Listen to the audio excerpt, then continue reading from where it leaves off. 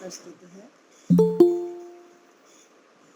कण कण में जो रमा है, हर दिल में है समाया।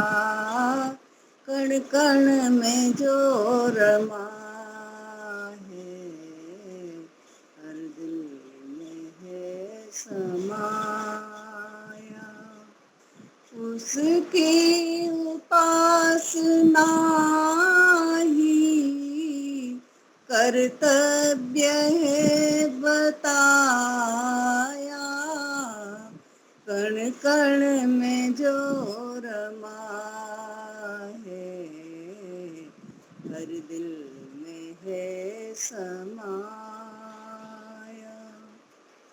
एक पल में रोशनी से सारा जहान चमका।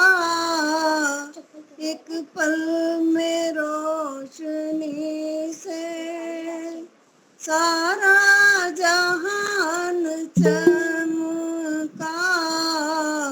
सारा जहान चमका। सूरज सा एक दीपक आकाश में लगाया। सूरज सा एक दीपक आकाश में जलाया। कण कण में जो रमा है, हर दिल में है समाया। कब देखो ये कब से धरती चक्कर लगा रही है। कब से ये गोल धरती चक्कर लगा रही है। चक्कर लगा रही है। किसने इसे बड़ी ही तरकीब से घुमाया। कण कण में जो रमा है, हर दिल में है समाया। उसकी उपासना ही कर्तव्य है बताए।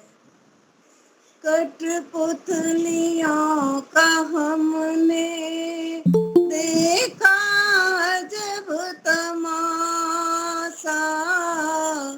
कठपुतलियों का हमने देखा जब तमाशा। देखा अजब तमाशा। छुप कर किसी ने सबको संकेत से नचाया। छुप कर किसी ने सबको संकेत से नचाया। कण कण में जो रमा है, हर दिल में है समाया। उसकी उपासना ही कर्तव्य है बताया।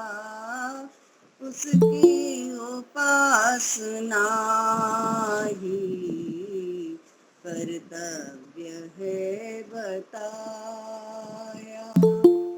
बन कर के सबका साथी रहता है साथ सबके।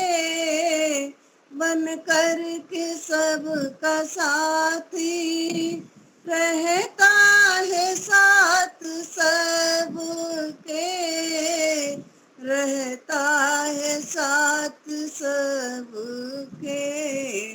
नादान पथिक उसको तू जानने न पाया। नादान पथिक उसको तू जानने न पाया। कण कण में जो रमा है हर दिल में है समाया।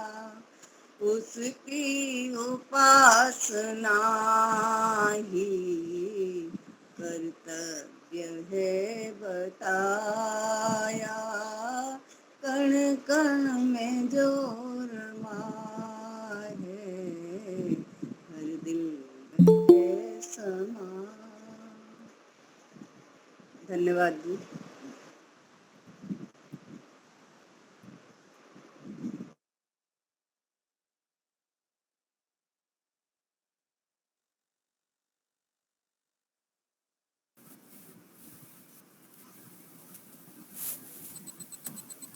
धन्यवाद। सबको सादर नमस्ते जी। मंत्र पाठ करेंगे। ओम विश्वानि देव सवितर्दुरितानि परासुव यद् भद्रं तन्न आसुव। सभी को सादर नमस्ते जी। अभी लगभग 20-21 लोग आए हैं। पिछली कक्षा से संबंधित कोई प्रश्न हो तो हम 2-3 मिनट ले सकते हैं, फिर अपनी कक्षा आरंभ करेंगे। कोई और भी शंका हो तो वो भी हम रख सकते हैं। है किसी को कोई शंका? नहीं है? अच्छा, अभी ना मेरे सामने एक मैसेज था। मैसेज ये था कि ईश्वर जल्दी व्यवस्था कर दें, इस प्रकार की एक भाषा लिखी गई मैसेज में कि ईश्वर जल्दी व्यवस्था कर दें। जो बन रहा है, बिल्डिंग जो बन रही है वो ईश्वर जल्दी बना दें। ये सही है भाषा? ईश्वर जल्दी व्यवस्था कर दें? नहीं, गलत है। गलत है। हाँ, ये भाषा गलत है। इसकी जगह हमें कहना चाहिए ईश्वर की कृपा से ये कार्य हमारा जल्दी संपन्न हो जावे। क्योंकि ईश्वर ऐसे बीच बीच में हमारी बिल्डिंग नहीं बना देते, हमारी रोटी नहीं बना देते, हमारे कपड़े नहीं बना देते हैं। ईश्वर हमें ये सारे कार्य करने का सामर्थ्य देते हैं। ईश्वर जो है ना, वो हमें सामर्थ्य देते हैं, उनके सहयोग से हम ये सारे कार्य करते हैं। सत्यार्थ प्रकाश में आता भी है ना कि जो कोई प्रार्थना करे कि ईश्वर मेरी रोटी बना देवे, तो ईश्वर ऐसे कार्य नहीं करते। तो हमें बोलते समय, लिखते समय थोड़ा सा सावधान रहना चाहिए कि हम जो बोल रहे हैं, जो लिख रहे हैं, उससे कहीं सिद्धांत की त्रुटि तो नहीं हो रही है, कहीं भ्रांति तो नहीं फैल रही है। क्योंकि अगर हम ऐसा कहेंगे कि ईश्वर शीघ्र व्यवस्था कर देवें, तो इसका मतलब है कि अच्छे काम की व्यवस्था भी ईश्वर कर रहे हैं और जो गलत काम हो रहे हैं वो भी ईश्वर कर रहे हैं, है ना। सिर्फ अच्छे ही काम क्यों करें, फिर गलत में भी उनका सहयोग हमको कभी कभी मानना पड़ेगा। भावनाओं में बहकर ऐसा बोल देते हैं। हाँ, तो भावनाओं पे कंट्रोल रखना चाहिए ना। भावनाओं पे हमको अपना कंट्रोल होना चाहिए। भावनाओं में बह करके कम से कम पब्लिक में तो ना बोलें। हम जब उपासना करने बैठते हैं उस समय हम कह सकते हैं कि ईश्वर आपने ये व्यवस्था कर दी। हम उपासना में ईश्वर से बात कर रहे हैं, वो हमारा पर्सनल है, वहां पे हम ईश्वर से कह सकते हैं। लेकिन पब्लिक में सिद्धांतों का ध्यान हमको रखना चाहिए। ठीक है। तो किसी का कुछ जागा अंदर कोई विचार पूछने जैसा?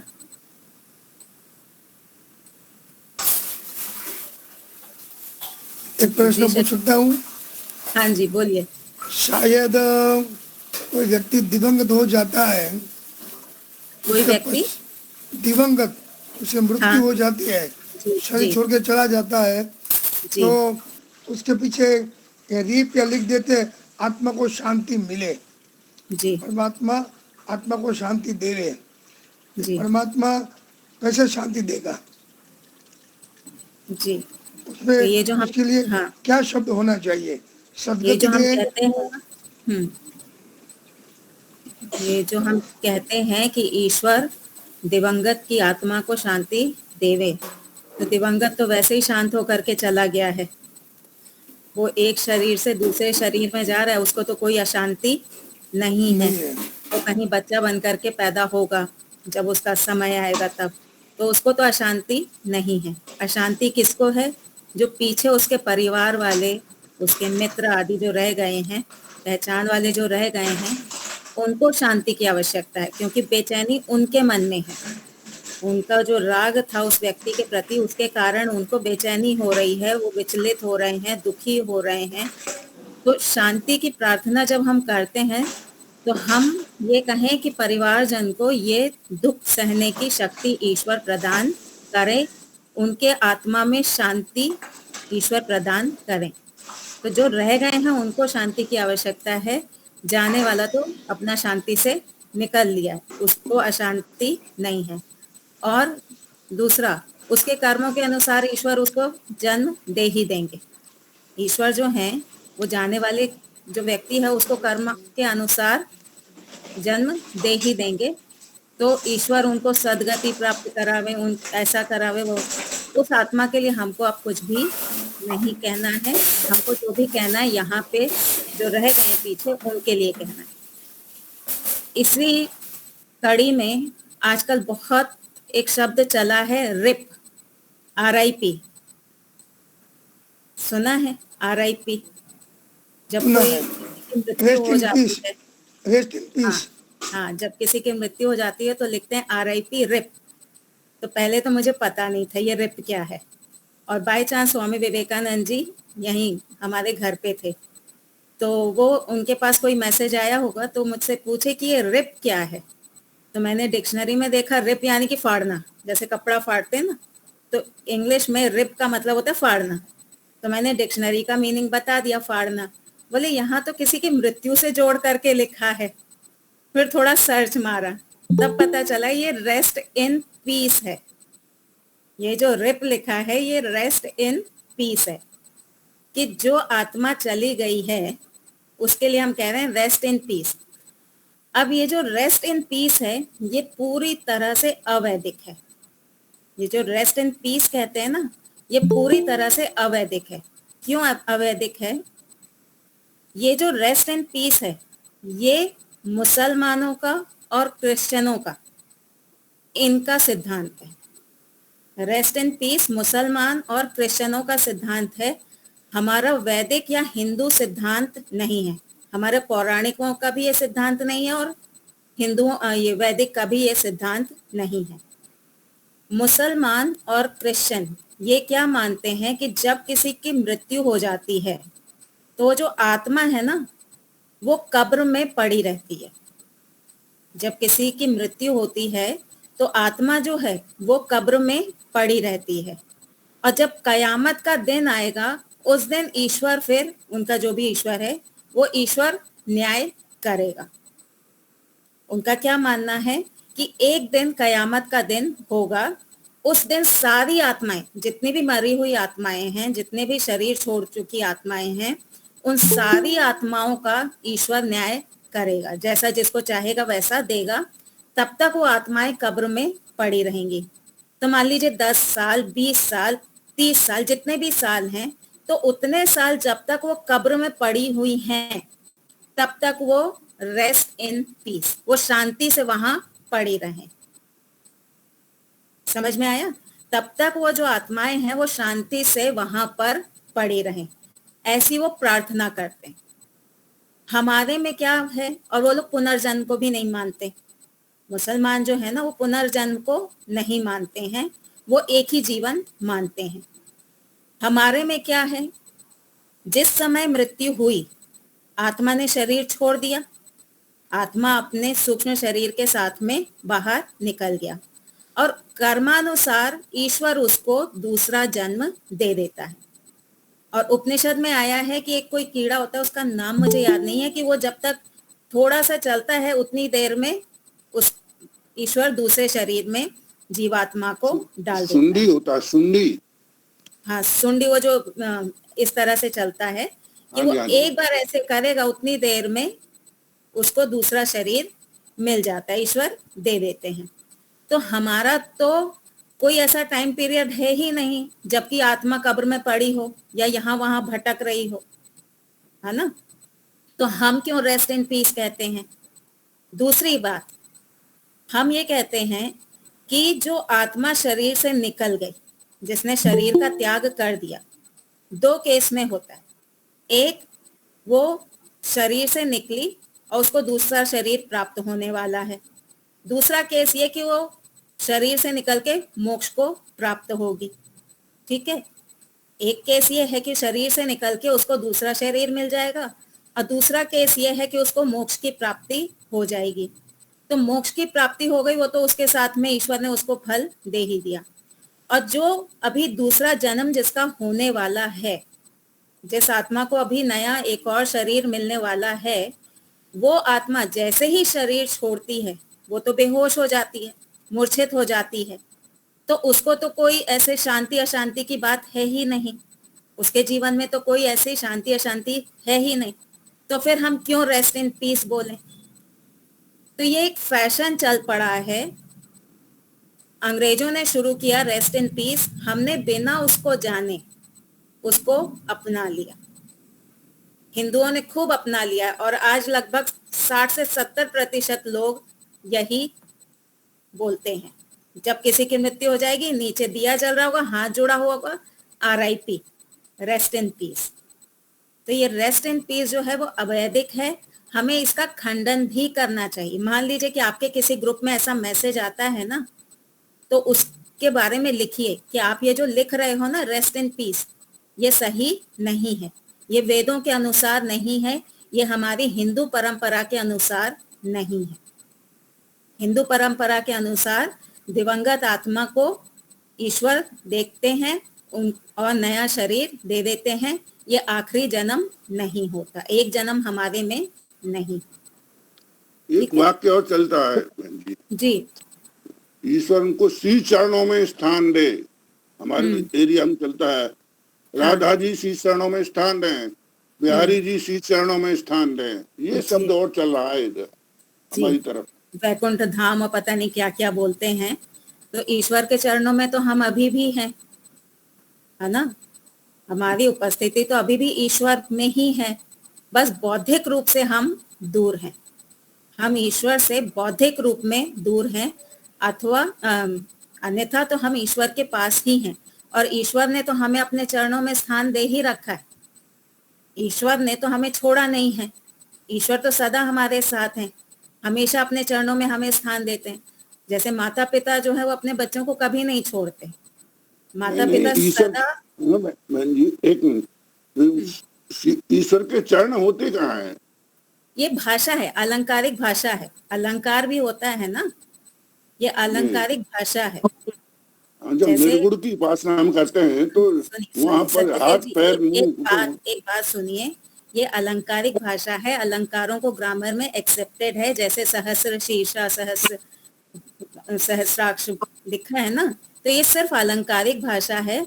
तो ईश्वर तो सदा हमको अपने पास ही रखते हैं, जैसे माता पिता। अब हम ये कहें कि माता पिता के चरणों में स्वर्ग है, तो इसका मतलब ये नहीं कि माता पिता के जो 5-5 उंगलियों वाले पैर हैं उसमें स्वर्ग है। ये सिर्फ अलंकारिक भाषा होती है। इसका अर्थ है कि माता पिता की बात मानेंगे, उनका मान सम्मान करेंगे तो जीवन सुखमय होगा। तो इसी प्रकार से ईश्वर तो सदा ही हमें अपना के रखते हैं, जैसे माता पिता अपना के रखते हैं। हम ही हैं जो उनकी मानते नहीं हैं। जैसे बच्चे अपने माता पिता के नहीं मानते, वैसे ही हम अपने माता पिता के नहीं मानते, तो हम दुख के भागी होते हैं। जी माता जी। हाँ जी, सभी आत्माओं को इतना जल्दी शरीर मिल जाता है कि कोई अपवाद रूप में ईश्वर की व्यवस्था में रहती है? देखिए, मुझे तो ये लगता है कि ये ब्रह्मांड बहुत बहुत बहुत बड़ा है ना। इसमें बहुत सारी पृथ्वियां हैं, एक पृथ्वी तो है नहीं, बहुत सारी पृथ्वियां हैं। बहुत सारे माता पिता इस तरह के होंगे जहाँ पे नया जन्म उस संतान को मिल सकता है। विचित्र प्रकार के कर्म हैं, तो ईश्वर को मैच बनाने में ज्यादा टाइम नहीं लगता होगा, क्योंकि वैरायटी बहुत फैली हुई है। जैसे बहुत सारी वैरायटी हो दुकान में तो आप जल्दी सिलेक्ट कर लेते हैं, और लिमिटेड हो, आपकी चॉइस का नहीं हो तो आप सिलेक्ट नहीं कर पाते हैं कपड़ों का, है ना। आपकी चॉइस नहीं मैच कर रही है, 4 कपड़े रखे हैं, आपकी चॉइस 5वीं तरह की है, तो आप सिलेक्ट नहीं कर पाते। लेकिन अगर 50 कपड़े हैं तो आपकी चॉइस आपको जल्दी मिल जाती है। तो इसी प्रकार से यहाँ बहुत वैरायटी के माता पिता हैं, तो ईश्वर को मैच ढूंढने में बहुत समय नहीं लगता होगा। और जो उपनिषद कहते हैं कि वो एक जो कीड़ा है वो एक बार ऐसे करता है और शरीर प्राप्त हो जाता है, तो इससे पता चलता है कि बहुत फास्ट काम होता होगा। ईश्वर तो सब जगह संभाल रहे हैं ना, इस पृथ्वी पे नहीं तो किसी और पृथ्वी पे, दूसरे पे नहीं तो तीसरी पे, अनेकों पृथ्वियां हैं जी। ठीक है सत्यदेव जी, समझ में आई? वही 12-13 दिन का करते हैं ना मृत्यु जी? के पश्चात, जी 13 दिन जो करते हैं मृत्यु के पश्चात, हाँ तो कहीं मैंने पढ़ा है कि 12-13 दिन लग जाते हैं। अच्छा हाँ, हाँ पुनर्जन्म प्राप्त करने में 12 से 13 दिन तक लग जाते हैं, और बहुत जल्दी मिल जाता है, जैसा कि आपने बताया बृहदारण्य के उपनिषद में है ये। स्वामी जी बता रहे थे एक बार कि जो सुंडी कीड़ा होता है इतना टाइम लेता है एक जगह से दूसरे जगह जाने में पानी में, वैसे ही वो बहुत सी आत्माएं तो ऐसी होती हैं जो तुरंत ही जन्म पा जाती हैं, जो पवित्र आत्मा हैं, और जो दुष्ट आत्माएं या गलत आत्माएं हैं वो 12 से 13 दिन तक लग जाते हैं। ये जो 12 से 13 दिन का है ना, ये हमारे वेदों में कहीं नहीं है। ये 12 से 13 दिन वाला जो नियम है ना, ये हमारे वेदों में कहीं पे भी नहीं है। और ये 12-13 दिन का क्यों हुआ? पहले क्या होता था कि शोक जो है वो लंबे समय तक चलता था। शोक का जो काल होता था ना वो लंबे समय तक चलता था, और लोग क्यों आते थे कि भाई जिसके घर में मृत्यु हुई है तो उसको हमें थोड़ी सी सांत्वना देनी है, हम लोग रहेंगे तो उसका मन लगा रहेगा, उसको अकेलापन नहीं लगेगा, उसको खाली नहीं लगेगा, तो इसलिए लोग आकर के रुकते थे। और तब खेती बाड़ी अधिक हुआ करती थी। अब क्या हो गया, सबकी नौकरी हो गई है, सब नौकरी पे जाने वाले हैं, तो अब महीना महीना तो रुक नहीं सकते, तो 13 दिन का कर दिया। 13 दिन से आजकल वो चौथा भी होता है, चौथे दिन सारी क्रिया करके खत्म कर देते हैं, क्योंकि अब 13 दिन भी नहीं रुक सकते। तो ये जो चौथा दिन 13 दिन ये जो नियम है ना, ये वैदिक नहीं है। स्वामी ये महर्षि दयानंद सरस्वती जी ने जो ऋग्वेद का मंत्र है ना, भस्मांतं शरीरम, उसमें लिखा है यजुर्वेद के 40वें अध्याय का मंत्र, संख्या याद नहीं है, वायु अनिलम वो जो है मंत्र 15वां या 14वां मंत्र है। तो उसमें लिखा है कि जैसे ही दाह संस्कार किया आत्मा उस शरीर का जैसे ही दाह संस्कार किया, अब उसके बाद उस व्यक्ति का कोई भी कर्म नहीं किया जाता, उस व्यक्ति का कोई भी कर्म नहीं होता। इसका मतलब है कि अब वो निकल गया, अब उससे जुड़ा हुआ कोई भी कर्म नहीं होगा।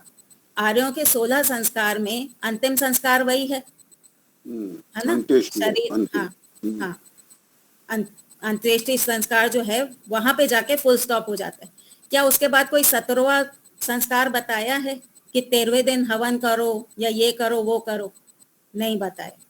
तो हमारा जो वैदिक नियम है वो ये है कि जैसे ही अंत्येष्टि हुई वैसे ही सब कुछ खत्म हो गया। और अंत्येष्टि भी किसकी हो रही है? शरीर की। आत्मा तो निकल करके चला गया, उसको ईश्वर ने नया शरीर दे दिया, वो 13 दिन तक वहां पे भटकता नहीं है। अगर वहां पे होगा भी ना तो उसको नहीं पता चलता। लोग कहते हैं कि वो देख रहा होता है कि मेरी कैसे क्या चल रही है, मेरी जो क्रिया हो रही है वो कैसे हो रही है, तो उसको नहीं पता चलता, वो एकदम बेहोश अवस्था में होता है। जैसे कोमा में व्यक्ति होता है ना, वैसे वो बेहोश अवस्था में होता है, उसे नहीं पता कि उसके शरीर के साथ अब क्या हो रहा है। तो ये जो कहा जाता है 12 दिन 13 दिन या चौथा दिन, ये सब अवैधिक है। आपने नहीं, ये वेद में लिखा, मैडम वेद में लिखा हुआ है, मैंने संदर्भ दिया है अपने मंदिर में, बताया भी है, और 13 दिन तक व्यवस्था है उसकी। वेद का मंत्र मंत्र संख्या में बताइएगा। इस समय मुझको याद नहीं है, मंत्र संख्या मैं बता दूंगा।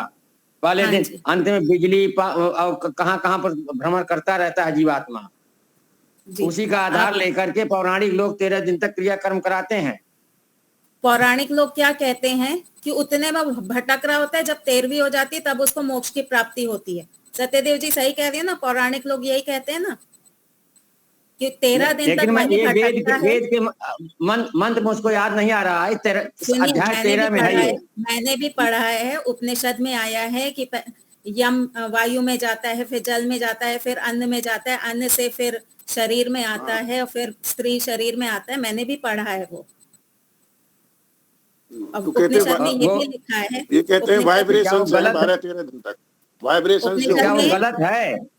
तो कितना टाइम लगेगा उसको जाने में? अगर जा भी रहा है तो कितना टाइम लगेगा? उसमें क्या दिन 13 लिखा दिन हुआ है, तक? दिन। और पहले दिन, सुनिए, दूसरे दिन, तीसरे दिन, चौथे दिन, अंतिम दिन, 12वें दिन तक बिजली, 12वें दिन में बिजली में होता है। सुनिए, जो उपनिषद का भाष्य आप पढ़ रहे हैं ना, किसी सही व्यक्ति का भाष्य पढ़िएगा। नहीं, भावना वेद में की आपको बात मैं दिखा, बता रहा हूँ, उपनिषद नहीं, वेद की बता रहा हूँ, यजुर्वेद की। हाँ तो आप बताइएगा कौन सा मंत्र है वो बताइएगा, फिर हम ढूंढेंगे। महर्षि हाँ, दयानंद जी ने उसका क्या भाष्य किया वो हम देखेंगे। उन्हीं के भाष्य में लिखा, मैंने पढ़ा है, उन्हीं के हाँ भाष्य तो में पढ़ा है। बताइए, हाँ तो मंत्र बताइएगा। हाँ, मंत्र मैं बता दूंगा। और जी ये महेंद्र जी को बता दूंगा मैं, हाँ जी, फोन वो करके ग्रुप बता में दूंगा। डाल, हाँ वो ग्रुप में डाल देंगे, फिर हम देखेंगे वहां पे महर्षि दयानंद जी ने क्या लिखा है। क्योंकि उपनिषद में ये लिखा है कि एक कीड़ा जो एक बार वो चलता है उतनी देर में दूसरा शरीर प्राप्त हो जाता है। और सत्यदेव जी आपने एक और बात कही कि पुण्य आत्मा को तो जल्दी शरीर मिल जाता है, जो खराब आत्माएं होती हैं उनको समय लगता है।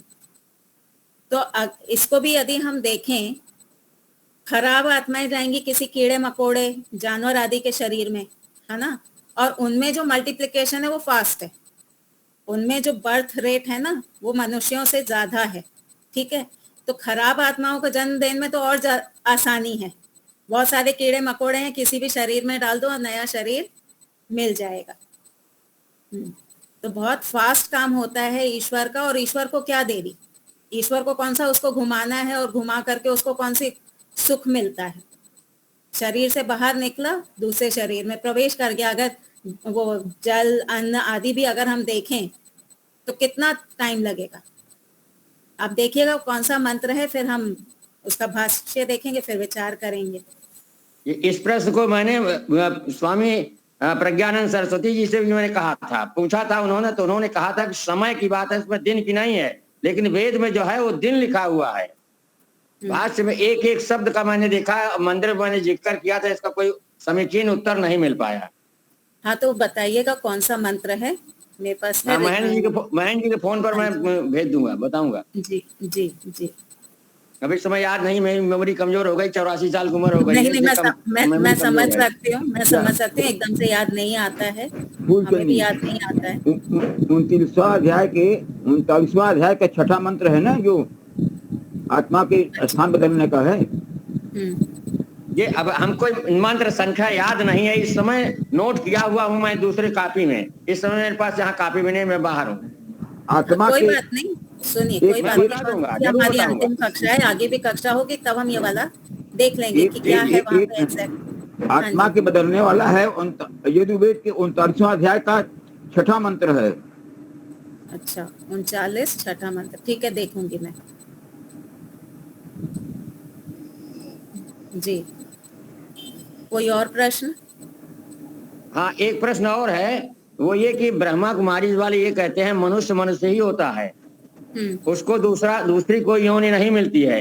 लेकिन कर्मों के अनुसार, आप बताते हैं कि कर्मों के अनुसार योनि मिलती है, तो इसका संदर्भ मैं नहीं ढूंढ पा रहा हूँ उनको संतुष्ट करने के लिए।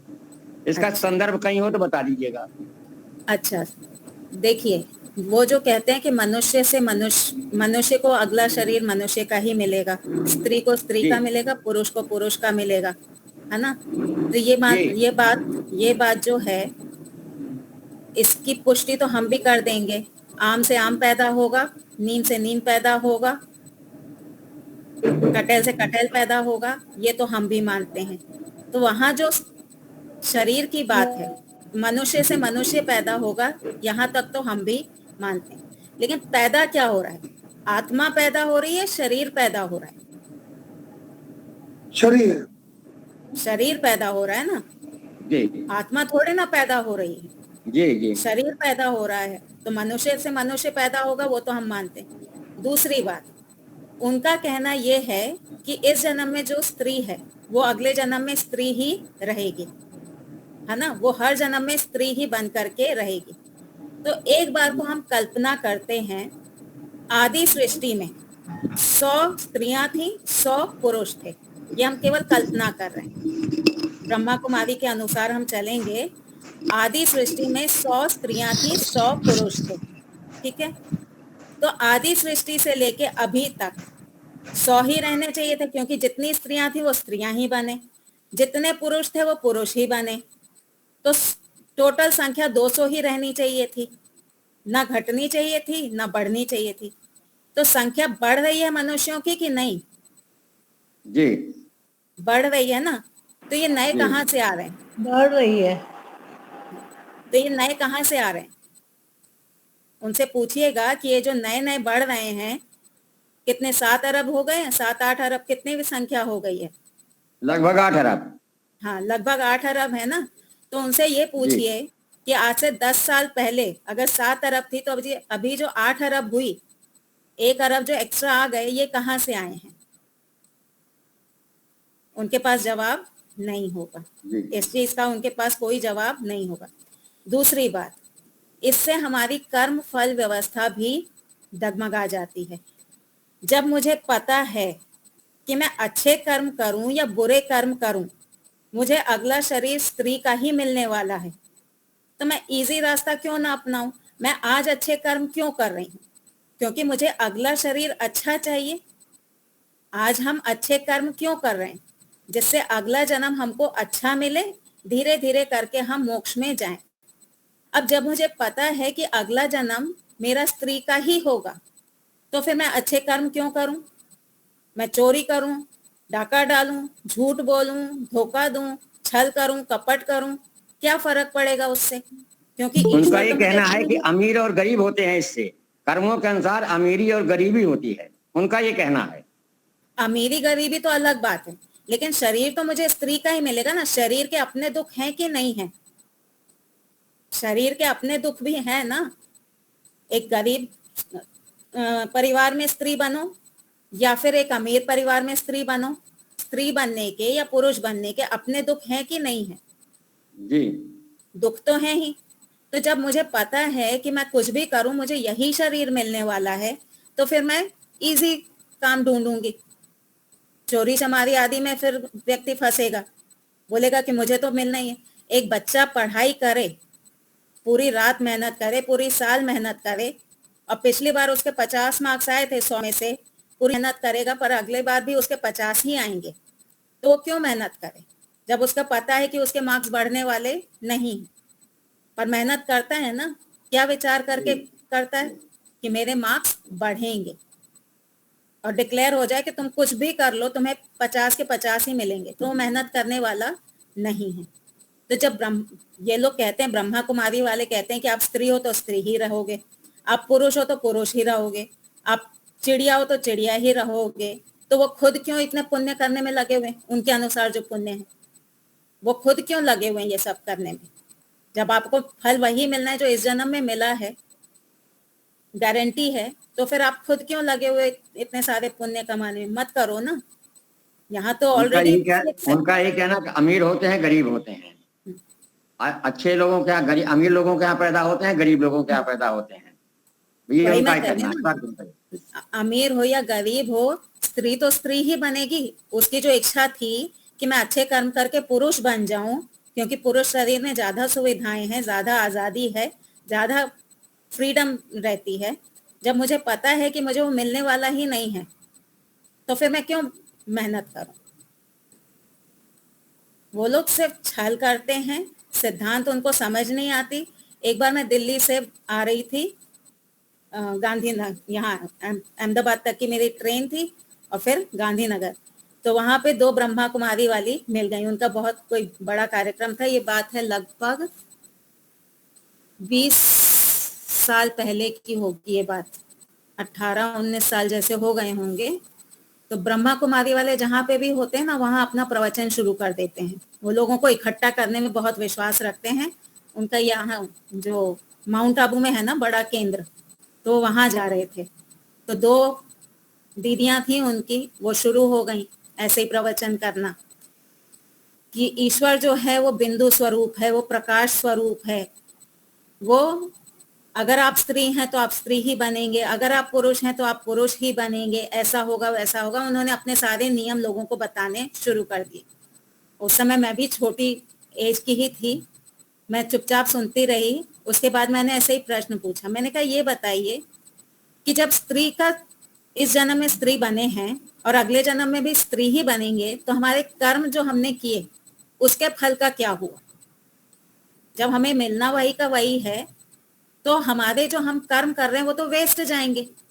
ये तो न्याय नहीं हुआ ना मेरे साथ। मैंने इतना पुरुषार्थ किया कि मेरे अच्छे मार्क्स आ जाएं, लेकिन एग्जामिनर ने बोला नहीं, तुम्हारे पिछले जितने मार्क्स हैं वही मार्क्स मिलेंगे। तो ये तो एग्जामिनर का अन्याय है, ये तो न्याय नहीं हुआ। दूसरी बात मैंने कही कि आप जो कहते हैं कि ईश्वर बिंदु स्वरूप है, एक जगह पर ही रहता है। मैं कहा वेद में तो कुछ और लिखा है, ईशावास्यमिदम्, ईश्वर सर्वव्यापक है, सर्वत्र है, एक जगह पे नहीं रहते।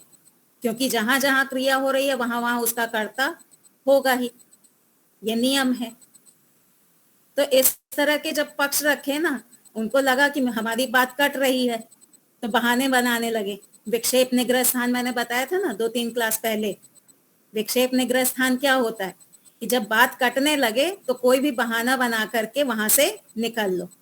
उन्होंने विक्षेप निग्रह स्थान का प्रयोग किया।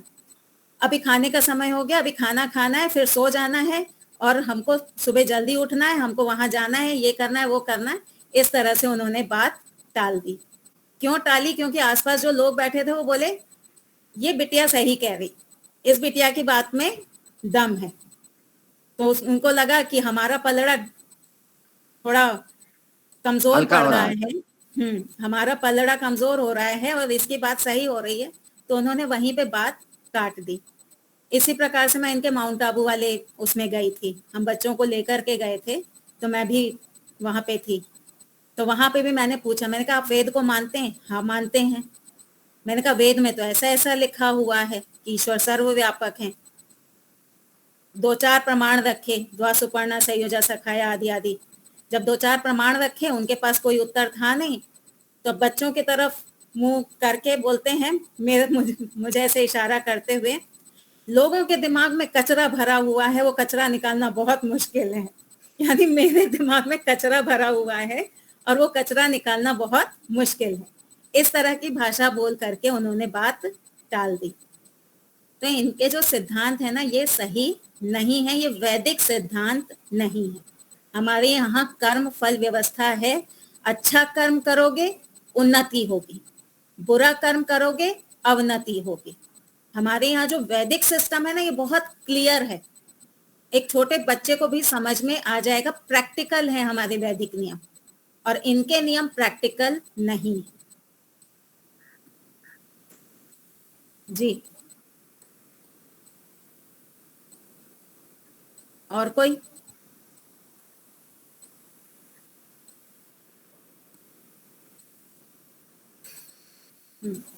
चलिए, तो अभी हमारे पास लगभग 15-20 मिनट हैं, तो हम अपना विषय प्रारंभ करते हैं। एक प्रश्न है, समाज का उत्तरदायित्व सर्वाधिक किसके कंधों पर है? समाज का जो उत्तरदायित्व है ना, वो सर्वाधिक किसके कंधों पर है? विचार करिए और बताइए। माता पिता। अन्य लोग? हाँ, अन्य लोग? गृहस्थ आश्रम पे। अच्छा, और?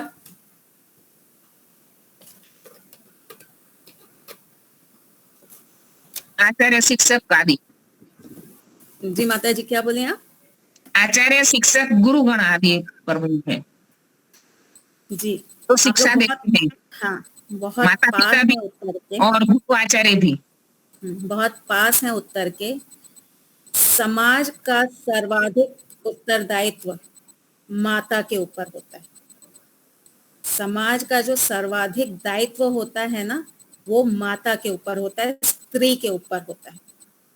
पिता के ऊपर भी इतना नहीं होता, गुरु के ऊपर भी होता है, लेकिन सर्वाधिक जो है वो स्त्री के ऊपर होता है, माता के ऊपर होता है। जितना सुधार, जितना कल्याण समाज का एक स्त्री कर सकती है ना, उतना कोई और नहीं कर सकता। जब हम कहते हैं कि गुरु के ऊपर दायित्व है, तो एक बच्चे का सबसे पहला गुरु कौन होता है? माता माता बच्चे का सबसे पहला गुरु उसकी माँ है।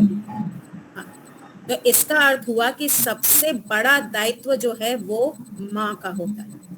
और आज की जो परंपरा है, इसमें बच्चे गुरु के पास कितना रहते हैं? बहुत कम समय रहते हैं, 5 से 6 घंटे। पहले ये होता था कि बच्चे पूरी तरह से गुरु के पास ही रहते थे। 5 वर्ष की आयु में अथवा 8 वर्ष की आयु में बच्चे गुरुकुल चले जाते थे और पूरी तरह से गुरु के ही हाथ में वो होते थे, तो वहां गुरु का दायित्व बहुत बड़ा हो जाता था। लेकिन आज की परंपरा में गुरु के पास बच्चे बहुत कम समय रहते हैं, वो अधिकतर समय अपनी माँ के साथ में होते हैं। तो जो माता का दायित्व है, जो स्त्री का दायित्व है, वो बहुत बड़ा है। ईश्वर ने एक व्यवस्था बना रखी है, स्त्री और पुरुष की जो ईश्वर ने व्यवस्था बनाई है ना, उसमें ये कहा है, फिजिकली भी यदि हम देखें तो जो पुरुष है ना, वो शरीर से मजबूत है। पुरुष जो होता है वो शरीर से मजबूत होता है, वो बाहर की गर्मी, सर्दी, बारिश आदि थपेड़ों को सहन कर सकता है।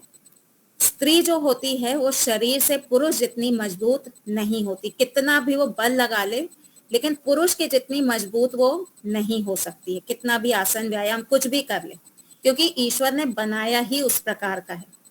तो ईश्वर की व्यवस्था में पुरुष जो है वो बाहर जाकर के काम करे, साधनों का अर्जन करे, धन संपत्ति का अर्जन करे, और घर को कौन संभाले? स्त्री संभाले। ये व्यवस्था ईश्वर के द्वारा बनाई गई है। मानसिक रूप से यदि हम देखें तो स्त्री अधिक मजबूत होती है। हमने स्त्रियों को कमजोर समझ रखा है, ये हमारी भूल है। मानसिक रूप से स्त्री अधिक मजबूत होती है, वो सरल होती है, मधुर होती है। आप वाणी भी देखिए, किसकी वाणी अधिक मधुर होती है, पुरुष की अथवा स्त्री की? स्त्री की वाणी मधुर होती है। लता मंगेशकर जी, मोहम्मद रफी, दोनों ही बहुत अच्छा गाने वाले हैं, लेकिन हमारे कानों में ज्यादा अच्छा किसको लगता है? किसको कोकिल कंठ बोला जाता है? लता मंगेशकर जी को, है ना? क्योंकि स्त्री की वाणी जो होती है वो मधुर होती है, पुरुष की वाणी वैसे मधुर नहीं होती। स्त्री में एक सौम्यता होती है, स्त्री में जो होता है ना, एक सौम्यता होती है। स्त्री में सहनशीलता भी अधिक होती है। कहते हैं कि पत्नियां जो है चिड़चिड़ाती रहती हैं, गुस्सा होती रहती हैं, ये होता है वो होता है, पर स्त्री में सहनशीलता अधिक होती है। बहुत तरह का वो सहन करती हैं। अपने परिवार को छोड़ करके वो ससुराल में आई हैं, नया एनवायरनमेंट है, वहां पे वो सारी चीजें सहन करती। फिजिकल दर्द जो होता है ना, वो स्त्रियां ज्यादा सहन कर सकती हैं, पुरुष वो सहन नहीं कर सकते हैं। एक बच्चा जब पैदा होता है तो ऐसा कहा जाता है कि स्त्री को नया जन्म मिलता है, और वो जो दर्द होता है उस समय वो बहुत हाई लेवल का होता है। जब डिलीवरी के समय, प्रसूति के समय जो दर्द होता है ना, वो बहुत बहुत बहुत ज्यादा दर्द होता है, वो तक सहन कर सकती है स्त्री, और एक बच्चे को जन्म देती है। तो स्त्री के अंदर सहनशीलता भी है। और एक और बात जो समाज में फैलाई जाती है कि स्त्री जो है वो बात को छुपा नहीं सकती, तो ये भी पूरी तरह से झूठ है। स्त्रियां जितने अपने मन में बात रखती हैं ना, उतना पुरुष नहीं रखते। बहुत सारी चीजें हम सहन करते हैं, जिन्हें ना हम अपने माता पिता को बताते हैं, ना भाई बहन को बताते हैं, ना पति को बताते हैं, ना मित्र को बताते हैं। दीपाली का सही बात है ना। हमारे जीवन में बहुत सी ऐसी घटनाएं होती हैं जो हम किसी को भी नहीं बताते। तो ये कहना कि स्त्री के पेट में बात नहीं रहती है, ये सरासर गलत है।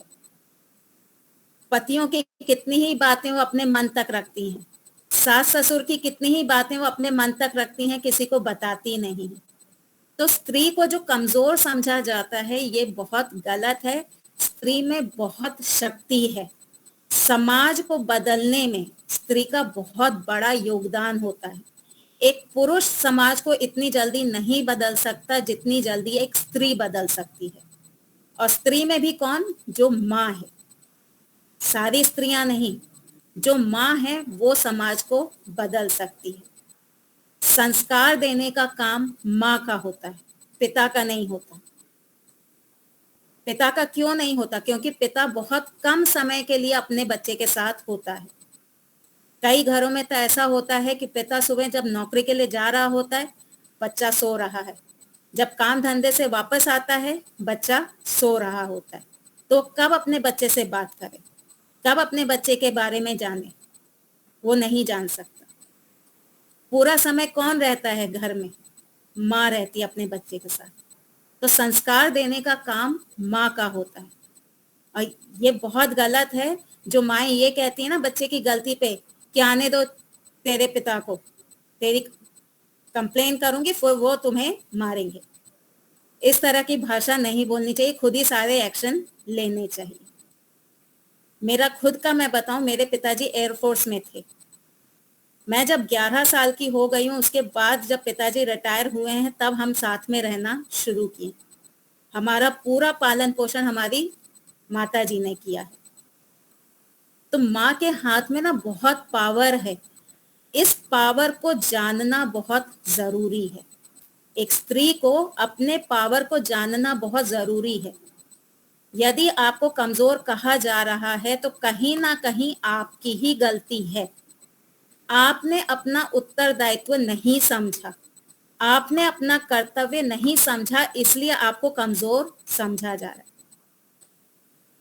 एक अभी फैशन चला है इक्वालिटी का, बराबरी का, है ना। समाज में एक फैशन चला है ना, स्त्री पुरुष समान है। ये जो समानता है ना, ये फिजिकल समानता की बात नहीं है। ये जो समानता है ये फिजिकल समानता नहीं है, ये मेंटल, इंग्लिश में शब्द होता है सेरिब्रल, ये दिमाग की समानता है। जैसे पुरुष विचार कर सकता है उतनी ही योग्यता स्त्री में भी है विचार करने की। जो समानता की बात है वो ये है कि जैसे एक पुरुष विचार कर सकता है वैसे ही एक स्त्री भी विचार कर सकती है। दिमाग दोनों में समान है। फिजिकल समानता की बात नहीं है, लेकिन इसको अलग तरह से ले लिया गया है। वहां पे फिजिकल समानता ले ली गई है। आदमी, अगर लड़का रात को 12 बजे तक घूम रहा है तो मैं क्यों ना घूमूं? कहती है ना आजकल की लड़कियां कि भाई को तो तुम रोकते नहीं हो, मुझे क्यों रोक रही हो? भाई अगर वहां अकेले घूमने जा सकता है तो मैं भी जा सकती हूँ। तो ये जो समानता है ना, ये फिजिकल समानता नहीं है। भाई जा सकता है पर तुम नहीं जा सकती। क्यों? क्योंकि अगर कुछ ऊंचा नीचा हुआ, पहली बात तो ये कि भाई के साथ ऊंचा नीचा कुछ होगा वो लड़ लेगा। तुम्हारे साथ कुछ ऊंचा नीचा होगा, तुम थोड़ी देर लड़ोगे, उसके बाद तुम्हारे में इतनी शक्ति नहीं रहेगी। दूसरा, भाई के साथ कुछ उल्टा सीधा होगा ना तो उसका रिजल्ट भाई को भोगना नहीं पड़ेगा। पर अगर तुम्हारे साथ कुछ उल्टा सीधा होगा ना, उसका रिजल्ट तुम्हें भोगना पड़ेगा। वो तुम्हारे पूरे जीवन को बर्बाद कर देगा। तो फिजिकल समानता हमारी कभी एक सी नहीं हो सकती है, मेंटल हो सकती है। और मेंटल में भी समानता नहीं हो सकती है। स्त्रियां 1 अप होती हैं, एक कदम आगे ही होती हैं पुरुष से। एक स्त्री बहुत तरह के काम एक समय में कर सकती है।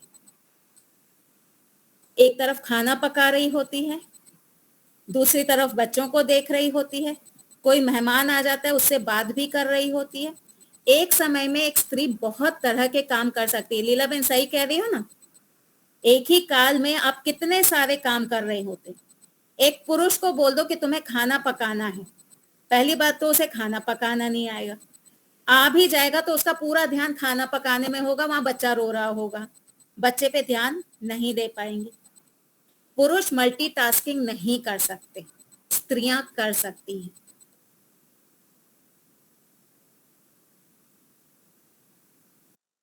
रोल होते हैं, उसके काम करने के बहुत सारे, उसको बहुत तरह की जॉब है। फाइनेंस मैनेजर है वो घर की, घर का पूरा फाइनेंस किसके हाथ में होता है? स्त्री के हाथ में होता है, गृहिणी के हाथ में होता है। फाइनेंस मैनेजर है, घर में कोई बीमार पड़ जाता है, कौन सी घरेलू दवा दे के ये ठीक हो जाएगा, बच्चा हो या सास ससुर हो, कोई भी हो, कौन सी दवा हम देंगे, घरेलू उपचार करेंगे तो ये ठीक हो जाएगा। तो एक स्त्री जो होती है, गृहिणी जो होती है, वो डॉक्टर भी होती है। फाइनेंस मैनेजर है, डॉक्टर है। कहीं पे कुछ टूट फूट हो जाए, कोई नल वल निकल जाए, खुद फिक्स करने लगती है ना। नल वगैरह अगर टूट जाता है तो खुद ही लगाने भी लगती है। इंजीनियर है वो एक साइकेट्रिस्ट का काम करती है, मनोचिकित्सक जो होता है उसका काम वो करती है। बच्चे जब हताश निराश होते हैं, सबसे पहले किसके पास जाते हैं? माँ के पास जाते हैं। क्यों? क्योंकि उनको पता है मेरी माँ मेरी बात समझेगी, वो मेरी बात सुनेगी। पिता के पास नहीं जाते हैं, माँ के पास जाते हैं, क्योंकि मेरी माँ मेरी बात समझेगी, वो मुझे सही सलाह देगी, उसके पास जाके मेरा दुख कम हो जाएगा। तो माँ जो होती है ना, एक साइकेट्रिस्ट भी होती है, मनोचिकित्सक भी होती है। तो माँ के बहुत सारे अलग अलग रोल होते हैं। पुरुष का क्या है? एक कंपनी में जाना है, काम करना है, वापस आ जाना है। और काम भी जो करते हैं वो उनका एक ही तरह का काम होता है। यदि वो डॉक्टर है तो उनका काम केवल चिकित्सा का है, यदि वो इंजीनियर है तो उनका काम केवल मैकेनिकल वाला काम होगा। वो एक टाइम में बहुत तरह के काम नहीं करते, जबकि आप कितने तरह के काम करते हैं। तो स्त्री को अपनी शक्ति को पहचानने की बहुत जरूरत है। हम अपनी शक्ति को जाने, हम अपने आप को कमजोर ना समझें। कभी कभी हम बच्चों को पूछते हैं कि तुम्हारी माँ क्या करती है, बड़े उदास और ढीले मन से कहते हैं मेरी मम्मी तो घर पे रहती है, मेरी मम्मी तो घर पे रहती है। तो ये घर पे रहना, ये उदासी वाला उत्तर नहीं होना चाहिए, क्योंकि घर पे रहना सबसे बड़ा जॉब है। एक स्त्री बाहर जाएगी, कमाएगी तो कितना कमाएगी? 10,000, 20,000, 50,000, लाख, 2 लाख। और घर पे रह करके, संस्कार दे करके, अपने सास ससुर की सेवा करके वो करोड़ों की संपत्ति कमा रही है। बाहर नौकरी करने जाएगी ना, तो यहाँ करोड़ों की संपत्ति लुटा करके वो थोड़ा कमाने जा रही है। और घर पे रहेगी, पूरा ध्यान देगी, अपने दायित्व को समझेगी, तो करोड़ों की संपत्ति वो कमाएगी। एक जो माता होती है, उसके लिए सफलता क्या है? उसके बच्चे संस्कारी हों, बच्चे उसकी आज्ञा का पालन करें, उसके जो सास ससुर हैं वो उससे खुश रहें, उनका स्वास्थ्य अच्छा रहे। ये एक स्त्री का, एक गृहिणी की सफलता है। थोड़े बहुत पैसे कमा लेना ये सफलता नहीं है। हमें अपना रोल जानना चाहिए, समझना चाहिए कि हम क्या क्या कर सकते हैं। अगर समाज में हमारी दुर्गति है तो उसके कारण हम ही हैं। मैं जहां नौकरी करती हूँ वहां पर हमको इक्वल माना जाता है, यानी जेंट्स टीचर और लेडीज टीचर हमको इक्वल माना जाता है। कभी कभी तो ऐसा होता है कि हमको थोड़ी ज्यादा प्रधानता दी जाती है कि ये लेडी टीचर है, इसके जो राय होगी वो ज्यादा सही होगी। मैं जिस घर में रह रही हूँ, जहाँ पे मैं रहती हूँ, यहाँ पे भी मेरे जो सुझाव होते हैं वो माने जाते हैं। तो मेरे बुद्धि में तो ये था कि स्त्रियों को बहुत सम्मान मिलता है, लेकिन जब हम समाज में जाते हैं, समाज में स्त्रियों को इतना महत्व नहीं मिलता। समाज पुरुष प्रधान है, ठीक है, फिजिकली पुरुष प्रधान करो, लेकिन मेंटली पुरुष प्रधान समाज नहीं होना चाहिए, पर वो हो गया है। क्यों हो गया है? हम स्त्रियों की ही कमी है। हम स्त्रियों की कहीं ना कहीं कमी है जिसके कारण समाज जो है वो मेंटली भी पुरुष प्रधान हो चुका है। अब कहाँ हमारी कमी है वो हम अगली कक्षा में चर्चा करेंगे। अभी हमारे पास 1-2 मिनट का समय है, यदि कोई कुछ कहना चाहे तो कह सकते हैं। शशांक जी, मानेंगे इस बात को कि नहीं मानेंगे कि स्त्रियां अधिक मजबूत होती हैं मन से? होते है ना, हमारे लिए तो जीजाबाई और जो माताएं हो चुकी है ना, उन सबको आदर्श, और हमारे खुद की माता सबको हमने देखा है बचपन से, उनकी त्याग, तपस्या, सेवा भावना, परोपकार, अधिक गुण और विद्वता भी, विद्वता भी उनकी ज्यादा होती है। पुरुषार्थ करना चाहिए जी। एक पुरुषार्थ होना चाहिए।